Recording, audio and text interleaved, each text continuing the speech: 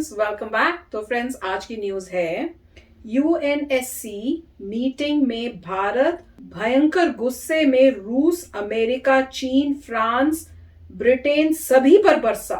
और बाप रे। तो चलो देखते हैं क्या बात हुई कि हमारे इंडिया को इतना गुस्सा आ गया।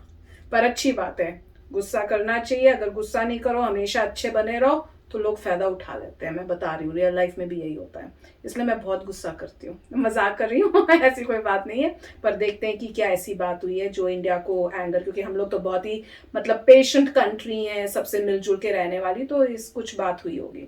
तो वीडियो शुरू करते हैं। पर वीडियो शुरू करने से पहले अगर आप चैनल पर नए हो और आपने अभी तक सब्सक्राइब नहीं किया तो जल्दी से पहले सब्सक्राइब के बटन बेल आइकन को क्लिक कर लो, ताकि आपको हमारे सारे न्यू वीडियोस के नोटिफिकेशन मिल जाए जैसे हम अपलोड करें। अगर आपको वीडियो पसंद आता है please like and share. And हमारे दूसरा चैनल, ट्विटर, इंस्टाग्राम अकाउंट, सबके डिटेल्स है डिस्क्रिप्शन बॉक्स में, तो उनको भी सब्सक्राइब और फॉलो कर लेना।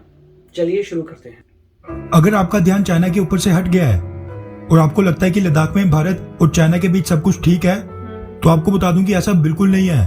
आज भी वहां पर हालात बिल्कुल पहले जैसे तनावपूर्वक ही हैं और दोनों देशों की सेनाएं कुछ ही मीटर की दूरी पर टैंक्स, तोपें, ड्रोन्स, फाइटर जेट्स और बाकी के सभी हथियार एक दूसरे की डायरेक्शन में मोड़कर बैठी हैं। ऐसा इसीलिए क्योंकि जो भारत और चाइना के बीच डिसएंगेजमेंट प्रोसेस शुरू हुआ था वो आज भी अपनी इनिशियल स्टेज पर ही फंसा हुआ है और फरवरी के महीने में चाइना बस पैंगोंग लेक के नॉर्थ बैंक से पीछे हटा था।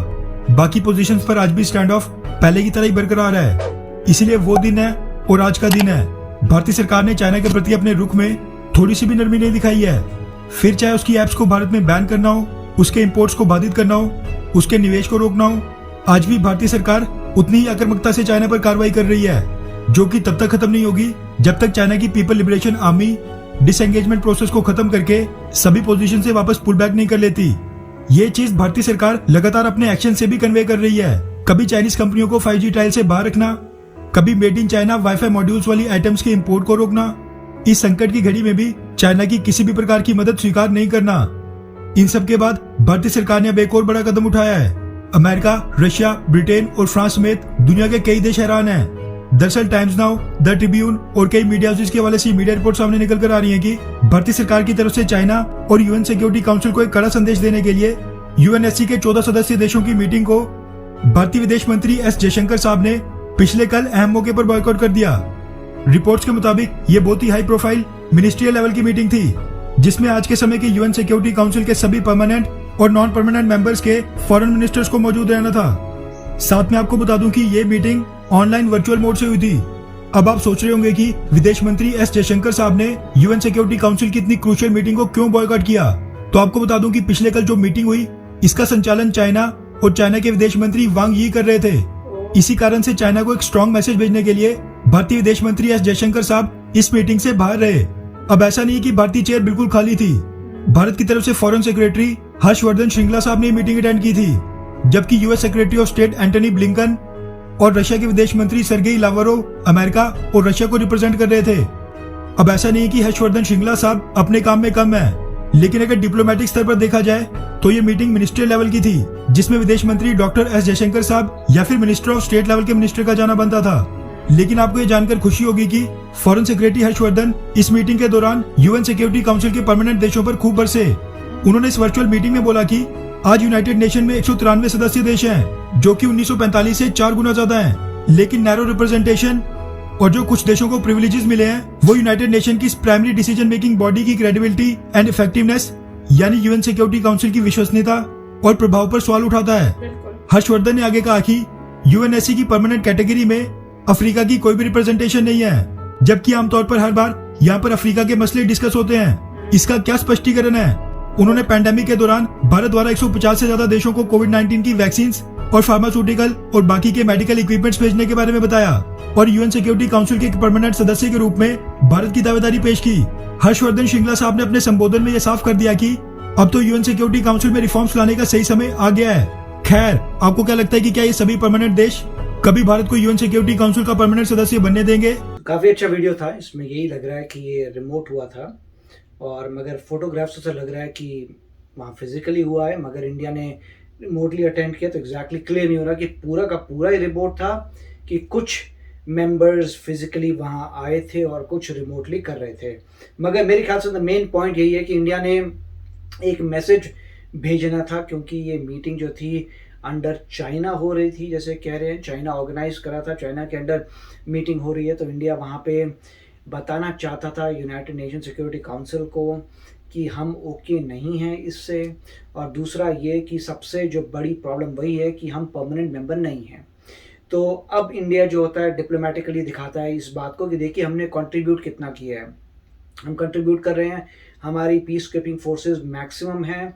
उसके अलावा हमने वैक्सीन्स भी भेजी थी। यस, हमने वैक्सीन का वादा ज़्यादा किया था, परंतु जैसे ही हमारी सिचुएशन ठीक होगी तो हम और वैक्सीन्स भेजेंगे।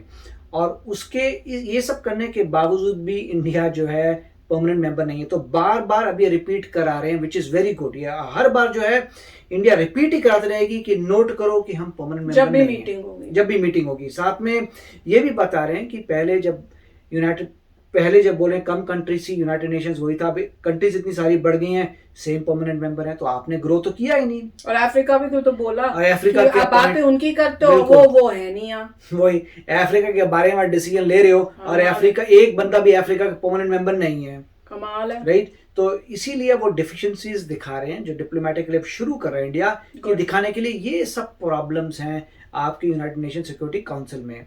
और बार बार जब इंडिया बोलेगा तो और लोग भी आएंगे सामने बोलने वही बात को।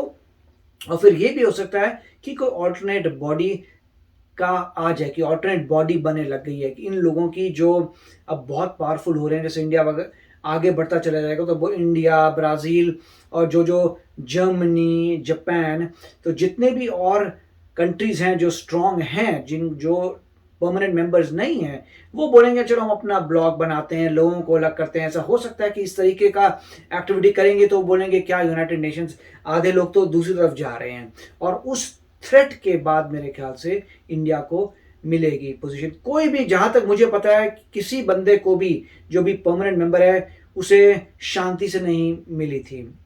वर्ल्ड वॉर 2 के बाद जो लोग जीते थे उन्होंने ग्रैब कर ली थी पावर, मतलब वॉर के बाद। तो वॉर में जो जीता है उसने ग्रैब की है पावर। तो अभी भी ऐसा नहीं होगा कि आसानी से मिलेगी, कहीं ना कहीं कुछ होगा। इंडिया को बहुत ग्रेट कंट्री बनना पड़ेगा, लोगों को हेल्प करनी पड़ेगी, दिखाना पड़ेगा कि हम सुपर पावर हैं, फिर बोलना पड़ेगा कि अगर तुम यहाँ नहीं करते तो हम ये नहीं करते।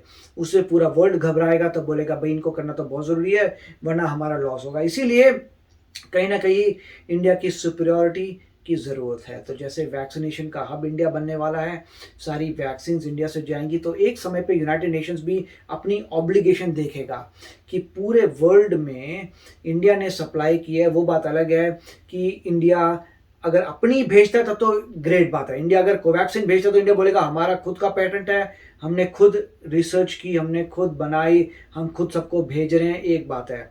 अगर वो दूसरों का पेटेंट लेके, जो पेटेंट ओपन है तो सबकी बनाते हैं, तो बोल सकते हैं जो आपको चाहिए वो हम बना के देते हैं, सस्ती, जेनेरिक, और जो आप अफोर्ड कर सकते हैं। गरीब देश, तो गरीब देश मतलब इतना सारा वर्ल्ड जो है मोस्टली गरीब ही है, राइट। नॉर्मली पूरे कंट्रीज देखिए वर्सेस डेवलप कंट्री तो काफ़ी कम है, सारी डेवलपिंग है।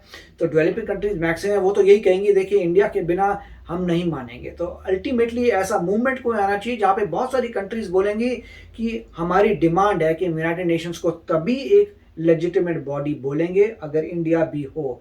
क्यों? क्योंकि इंडिया ने पहले ही बोल दिया है कि अगर आप इंडिया को सपोर्ट करते हैं तो इंडिया आपकी मुद्दे उठाएगा यहाँ पे। आप अगर बोलोगे कि वीटो कर दो तो इंडिया आपके बिहाफ पे वीटो कर देगा। मतलब इंडिया बोल रहा है कि मैं तुम्हारी हेल्प करूंगा।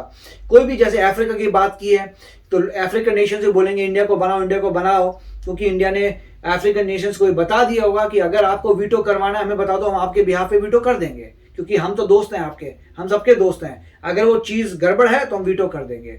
तो काफ़ी मेरे ख्याल से ये अच्छी बात है कि अब प्रेशर बिल्डअप होने लग गया। ऑफ कोर्स इंडिया को पहले कोरोना वायरस से बाहर आना है, क्योंकि इंडिया ने अभी काफ़ी जो है फॉरेन एड ली है, और अभी जब हम फॉरेन एड वापस कर देंगे, वापस जो है फटाफट इकॉनमी बढ़ने लग जाएगी डबल डिजिट नंबर्स में, फिर इंडिया को दोबारा फोर्स मारना पड़ेगा यूनाइटेड नेशन सिक्योरिटी काउंसिल के परमानेंट मेंबरशिप के लिए। बिल्कुल। और फ्रेंड्स, जा तो उसी रास्ते पे रहे थे, पर ये बीच में जो सेकंड Correct. वेव ने आगे ना उसने गड़बड़ कर दिया है, क्योंकि मोदी जी का यही था, मुझे लगता है तभी इतनी सारी एड्स वो भेजे थे जल्दी जल्दी, ताकि कल को जब आप मीटिंग्स हो तो बता सके कि कितना बड़ा कंट्रीब्यूशन है इंडिया का। पर अनफॉर्चुनेटली ये जो वेव आई है उसने सब गड़बड़ कर दी।